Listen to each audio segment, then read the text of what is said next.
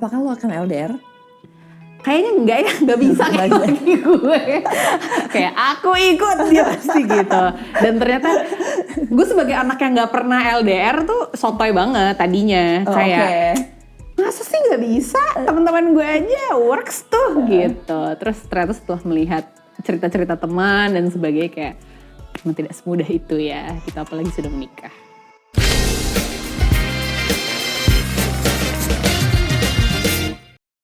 Salah satu hal yang sebenarnya gue rencanakan dalam hidup gue sebelum nikah waktu itu adalah tadi gue tuh pengen sekolah di luar tapi belum nikah.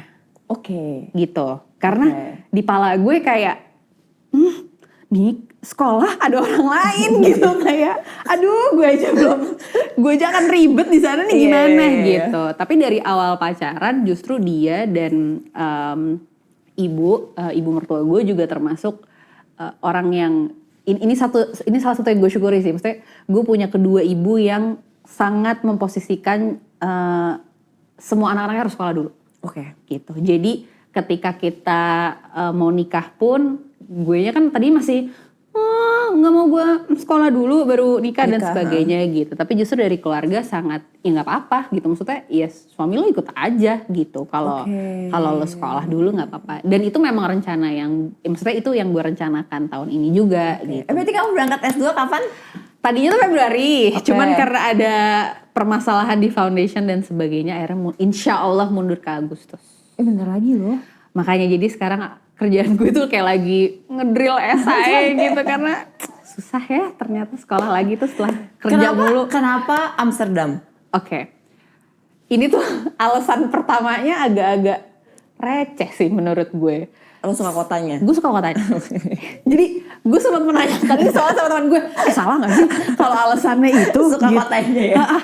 Kayak kok gitu, gue takut gak tepat gitu ininya. Cuman ya beda-beda, ada opini dari teman gue yang kebetulan juga S2 dan stay di sana. Sekarang ya dia bilang, ya kalau dari gue mungkin gue biasa ya, cuman S2 kan bukan sekolah yang mudah ya gitu. Dan lo akan banyak, loads-nya akan banyak anyway. Hiburan lo adalah hanya dari kampus pulang. Ya kalau lo gak suka dengan tempatnya, setuju.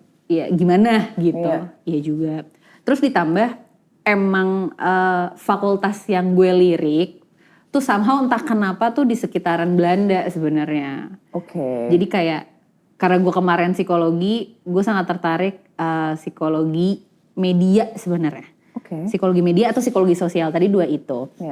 Terus gue cari jurusannya kok somehow mengarahnya juga nggak tahu ya apa gue arah-arahin. Gak apa-apa sih. Ya kan ngotot gitu. Intinya banyak juga fakultasnya tuh jurusannya yang menarik di Belanda. Sebenarnya nggak spesifik di Amsterdam sih gitu. Gue justru sekarang juga kayak lagi mencari opsi lain sebenarnya. Kemudian nemulah satu jurusannya entertainment communication ini. Tadinya gue kayak tapi kok communication ya. Cuman kan gue psikologi. Tapi deskripsinya ngomongin media, perkembangan teknologi media, film, games dan sebagainya. Based on media psychology perspective. Jadi nah ini nih gitu. Akhirnya gue memutuskan untuk nyoba itu. Apakah lo akan LDR? Kayaknya enggak ya, nggak bisa kayak lagi gue. Kayak aku ikut dia pasti gitu.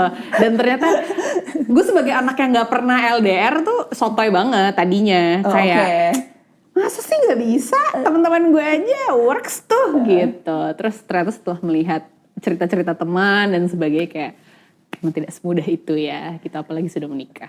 Nah, tapi gue tuh agak penasaran kenapa lo memilih jurusan entertainment and communication? Kenapa arahnya ke situ? Ini tuh tentang gue lagi berpikir sih kayak karir gue kan sebagai aktris, gue memulainya udah cukup lama gitu. Dan ini tuh karir yang sebenarnya kalau ditanya mau gue lakukan sampai kapan, di pala gue sih seumur hidup gue gitu. Maksudnya gue pengen kayak Bu Christine gitu yang gue satu-satunya bidang seni yang gue tahu gue nggak bosan dan gue akan di sini. Tapi di sisi lain gue tuh kayak ngerasa oke, dengan nama yang gue punya, dengan media yang gue punya, gue tuh bisa apa gitu. Awalnya tuh mikirnya dari situ. Dan dengan background psikologi. Karena kalau ditanya apakah gue akan praktek, so far enggak gitu. Maksudnya di kepala gue belum ada bayangan gue akan menjadi psikolog klinis dan sebagainya. Tapi di S1 itu gue sangat tertarik dengan psikologi media yang sebenarnya irisannya tuh banyak ya, dari teknologi, komunikasi juga gitu. Ya udah akhirnya terus gue juga ngerasa ini sih, kan gue sempat memulai YouTube juga pas awal pandemi sebenarnya, karena gue juga kan zaman awal pandemi kan bingung ya kayak mau ngapain nih gitu, bikin deh gitu. Gue membahas film dan psikologi, tapi dalam perjalanannya gue tuh juga nyadar kayak banyak belajar tentang kayak misal pandemi, kayak isu-isu gede di luar sana yang kayak tentang isu lingkungan, climate change yang gue tuh ngerasa banyak isu-isu yang susah, tapi nggak semua orang paham. Karena bisa jadi ya aksesnya nggak ada, walaupun sekarang kalau akses kayaknya agak susah ya, karena kita ngomongin internet semua orang hampir pakai internet. Tapi apa jangan-jangan cara mendelivernya yang nggak sesuai atau menggunakan kata-kata yang susah gitu. Misalnya kalau mau ngomongin terms yang sulit gitu, terus ya udah gue tuh kayak ngerasa kayaknya gue tuh mungkin gue bisa melakukan atau bikin suatu ya either konten atau apalah gitu yang gue tuh pengen kayak ngejembatanin isu-isu susah ini jadi gampang gitu, dan dimana semua orang tuh jadi paham gitu. Kayak misalnya isu climate change, teman-teman nelayan di pinggir Jakarta tuh tahu nggak ya ini tuh dari mana gitu penyebabnya gitu. Ya udah akhirnya kayak dari situ yang kemudian gue mikir apa ya, dan karena gue juga suka dengan entertainment gitu, akhirnya nyari-nyari, kemudian salah satunya mendapatkan si entertainment communication ini yang ngajarin juga tentang ya bidangnya entertainment, tapi kalau lo mau ngomongin sesuatu gimana caranya lo harus paham tentang sainsnya di balik bagaimana orang menerima informasi dan sebagainya gitu. Itu dia makanya kenapa ternyata sekolahnya susah gitu. Tapi apa sih isu-isu yang menurut lo penting banget, yang lo tuh nantinya mungkin habis lo S2 lo pingin banget nih garap isu-isu ini biar semua misalkan lebih banyak anak-anak muda lebih mengerti soal isu-isu ini. Ada gak kayak a certain topics or issues yang close to your heart? Gue tuh juga gak merasa orang yang paling paham sih tentang ini. Cuman entah kenapa dari setahun 2 tahun yang lalu kayak climate change tuh agak mengganggu gue gitu. Terus walaupun di satu sisi kadang gue mikir kan kayak emang gue udah ngelakuin apa sih, kayak juga belum banyak ya gitu dalam isu ini gitu, dan sebenarnya kan isunya kompleks gitu dan sebagainya. Tapi ya gue mikir tuh dari sesederhana, ditambah mungkin kesadarannya jadi makin gede ketika gue udah nikah. Kayak kalau misalnya gue insya Allah dapet rezeki punya anak, terus gue akan membiarkan anak gue tinggal di tempat yang gak enak gitu. Gitu kayak kok kayak gue ngerasa jahat, maksudnya gue ngerasa gak enak aja gitu sama yang ke bawah-bawah nanti gitu. Jadi apa ya yang bisa gue lakuin, mungkin itu salah satunya. Tapi nanti kedepannya lagi seperti apa ya bisa macam-macam juga sih. Bener sih. Tapi gue juga soalnya gue ingat banget waktu awal-awal gue masuk ke industri kreatif ya, ke dunia bisnis gitu. Itu kan very male dominated ya industri gitu. Yang dimana gue agak takut sebenarnya waktu awal-awalnya gitu. Ditambah dengan banyak latar belakang gue dan ini itu gitu ya. Jadinya ya makin deg-degan lah ya gue masuk ke industri ini gitu. Abis itu gue merasa bahwa kayak gue kok jarang banget ketemu sama perempuan-perempuan ya gitu. Nah terus habis itu sekalinya gue beberapa kali ketemu gitu ya, gue merasa kok kayaknya gue ini dijadiin sebagai kompetisi, bukan sebagai temen ya, dalam arti kayak harusnya kita saling support kan gitu, women empowerment gitu. Nah ternyata gue tuh belajar akhirnya kayak gue akhirnya merasa itu isu yang penting banget untuk gue pelajarin. Akhirnya gue pelajarin, ternyata tau gak sih yang gue sadar tuh adalah again tadi lo bilang bahwa sebenarnya semua orang itu kan punya privilege-nya masing-masing. Jadi mungkin beberapa juga nggak punya akses atas informasi gitu ya. Jadi mereka merasa nih perempuan-perempuan ini ada glass ceiling, di mana kalau misalkan ada perempuan lain yang lebih tinggi daripada lo atau jabatannya dapat ini dapat itu atau segala macamnya, mereka merasa jadinya kurang nih, maksudnya jadinya udah berkurang jatahnya karena ada si perempuan ini. Ada yang lain ini. Betul.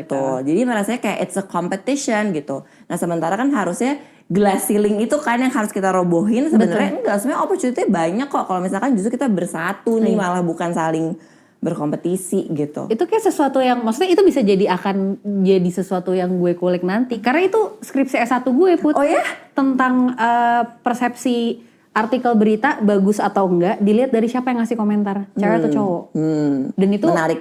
Hasilnya gue sempet cerita sih sebenarnya di YouTube gue, cuman hasilnya tuh menarik karena iya terbukti bahwa artikel berita online ini dipersif sebagai kualitinya lebih bagus ketika yang komen tuh nama-namanya laki, padahal komennya isinya sama, daripada komen nama-namanya tuh perempuan. Tapi menariknya adalah dari partisipan gue nih yang seingat gue 270 orang, sebagian besar sebenarnya perempuan. Oke. Jadi kayak, jadi lo berarti sebenarnya ngeraguin perempuan tuh perempuan juga tahu gitu loh kayak. Bener. Dan ini artikelnya tuh politik gitu. Jadi kayak berarti kalau ngomong secara umumnya gitu ya, nggak mendetail, ya kadang-kadang perempuan sendiri masih meragukan kemampuan teman-teman cewek kita dalam bidang tertentu termasuk politik gitu. Jadi kalau cewek-cewek yang ngomong tuh tapi jadi kayak di satu sisi ada yang sebenarnya gue nggak yakin, tapi karena gerakan woman empowerment ini lagi rame, gue ikut-ikutan deh gitu loh. Jadi gue tuh lupa, tapi datanya tuh ada yang menunjukkan itu gitu. Nah itu kayak sesuatu yang itu bagus banget gitu, kayak lo juga ngangkat itu tuh. Karena menurut gue, again kalau misalnya kita ngomong soal woman empowerment ya gitu ya, ini kita masih jauh lah ya, gue juga masih harus belajar banyak banget ya gitu.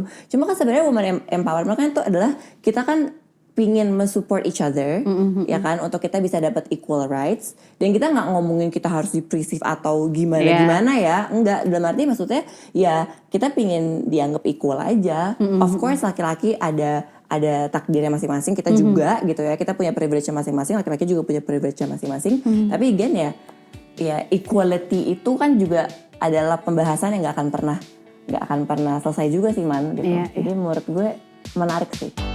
Keren.